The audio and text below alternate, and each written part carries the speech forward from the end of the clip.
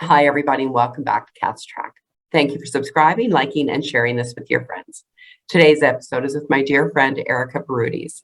Erika was born in Regina, Saskatchewan. She's married to her husband, Ryan, and they live and raise their family in Edmonton. She's a proud stepmom to Ariana and Natalia, and will forever appreciate their teaching about unconditional love and how important family truly is. Besides her loved ones, Erika is most passionate about Alberta. I love it. She wants it to be a place people come and call home and are proud to call it home. She loves the get her done mentality and the willingness to roll up her sleeves to make anything happen.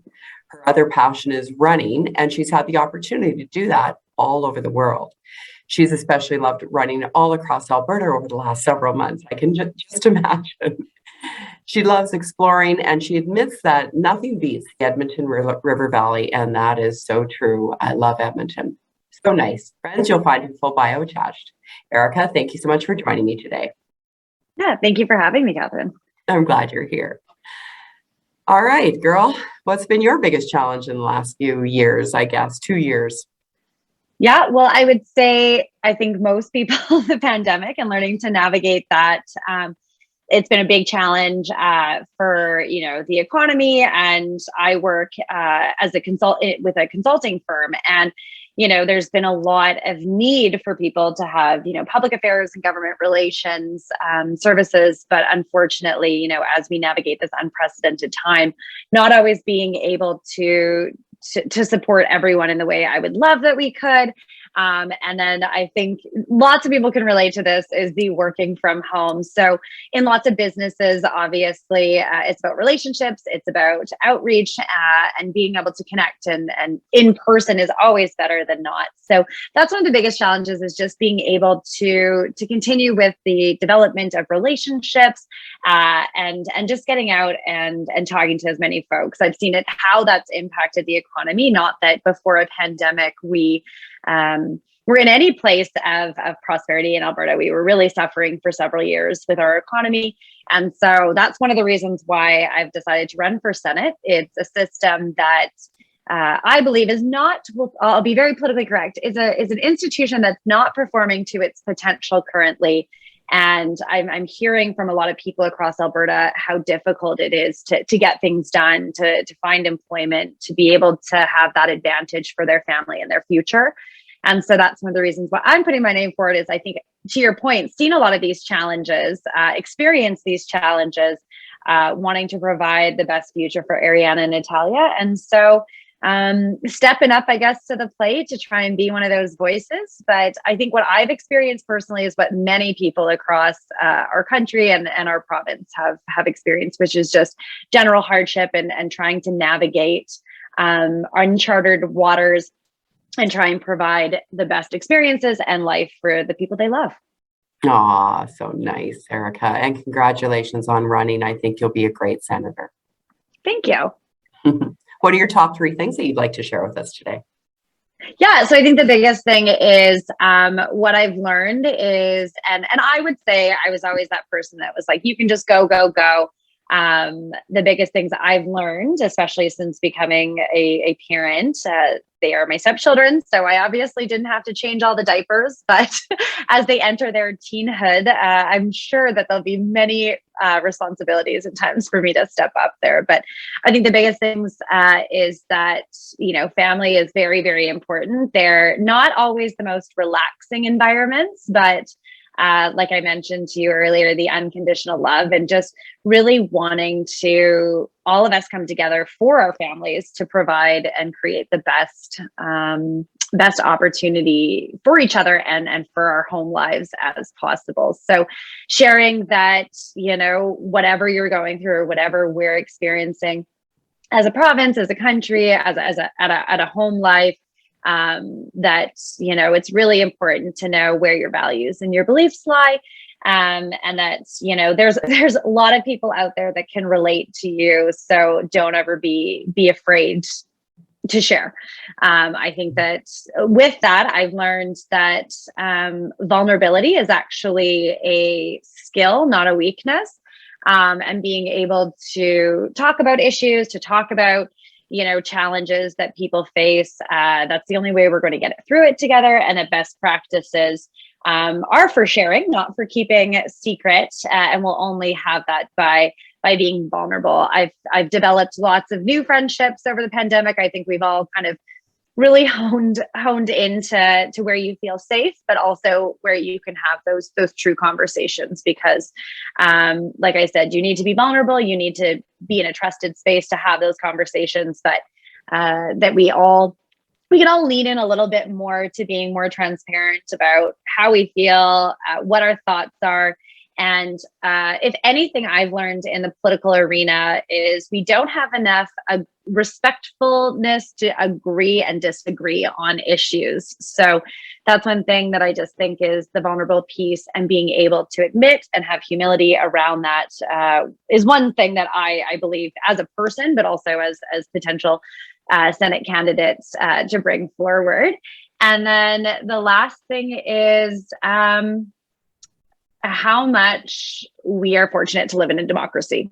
I think that's something that we take for granted. We're, around a federal election, we have municipal elections coming in Alberta, Senate elections, obviously, but that we watch the things happening around the rest of the world. And I think that we don't celebrate our successes, and we don't appreciate maybe all that we have. Like I said, we're not always, especially in Alberta, in the best economic position at times, and we've had some hardships, but if you kind of head up and look at the rest of the world, we're seeing things happen that where people are being killed for their beliefs, they are being exploited, there's violence, there's a lot of hate, and I think that as a whole, we are still a very wonderful place, to live. And then I want as many people to know that around the world, because sometimes I think when we see so much dark and hate and crime,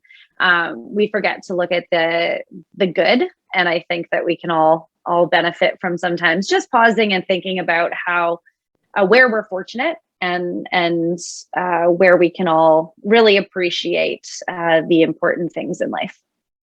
I love your optimism. What a positive attitude. Thank you.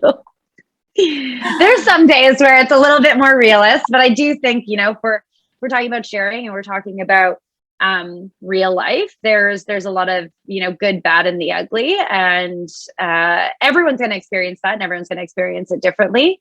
But the biggest and most important thing is knowing who you are, what you stand for, what your beliefs are. And I believe that will get you through a lot of the dark. So, okay, future senator, I know you're going to be you're going to be used to tough questions. I'm going to put you on the spot. Yep.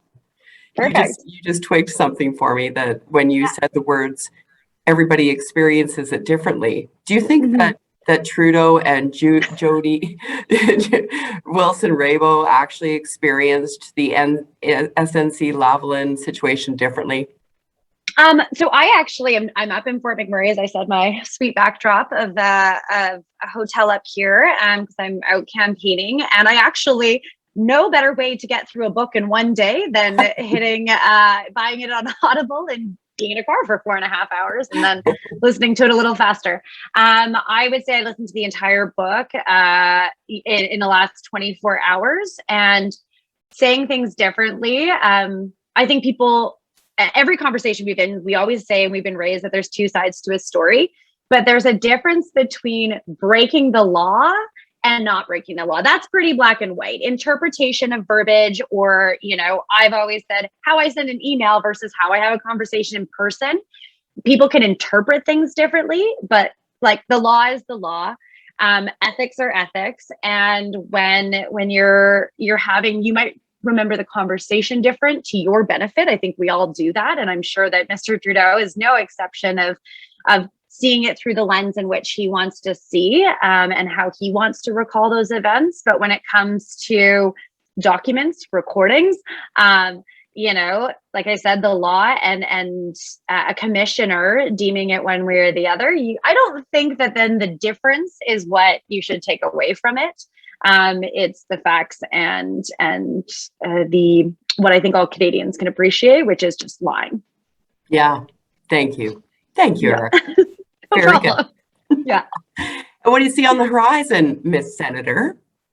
Well, for me, hopefully a victory on October 18th. It will be. And being, What yes, else? and hoping to be. I think that, and I don't want to quote Aaron O'Toole, but I think that our best days are ahead of us. I do believe that, and I also hate the buzzword of change, but I do think that those are hopefully things that are coming up, and regardless of who wins the federal election and what, you know, the province of Alberta decides for some of their leaders, I do think that we're in an environment where people aren't scared to say what they believe, and that, you know, we've seen a lot of people come forward to put their names on a ballot or to stand up for what they believe in. So I do think that there's, regardless, a lot of honest and truthful conversations coming. So I hope that it remains, or that we shift more to a respectful dialogue and maybe aren't as combative as society as we have those conversations. But if you believe in something, I think that you have the opportunity to share that opinion. And I hope that the dialogue is constructive. But I do think regardless, we are heading into, you know, we've all come out of something that has impacted all of us, and that it's, okay, we need to get on a path, and we need to step up, and we're all responsible for success going forward. And I think we've seen a lot of people want to take a leadership role in that, but ultimately, I don't think we have a quiet culture right now. And I think that's what's going to be on the horizon is, you know, more criticism of decision making, want more transparency, want good governance, want people to play fair and work in the best interest of the whole. And so I think that people are in a position where we're all kind of, our ears are perked up for what's happening next, and that we're ready to move forward and have that path set out for us. But then it's all up to us to find our own way. I love it, Erika. Since you've got a long drive ahead of you, I'm going to recommend a book that you will absolutely love. Okay. You'll know the author, Malcolm Gladwell. Oh, yeah. His latest book, Talking with Strangers. If you've not heard it yet, It is downloaded. You will love it. We just finished it. It's amazing. And it will speak to everything that you've just said, and it will enhance all of your conversations as you go forward. Oh, that's amazing. So it is on the download. I do feel that the Jody book got a little bit bumped up just because of top of mind issues. But yes, I have it on my download. So that might be, I thought I'd have to split up the book, and I just couldn't stop. So yesterday's book was a 2-day in one. And so now I will do that on my way home tomorrow. You're going to love it. I'll look forward to it. Perfect. Perfect. Thank you. Thank you, Erika. Thanks for joining us today. Thank you for having me. Take care. Everyone, Erika Barootes, our future senator for Alberta. Vote on October 18th. Thank you. Enjoy the rest of your day.